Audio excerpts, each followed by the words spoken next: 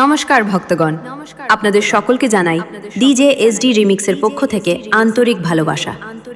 চলুন প্রথমে আমরা ভোকালটা শুনে নিই।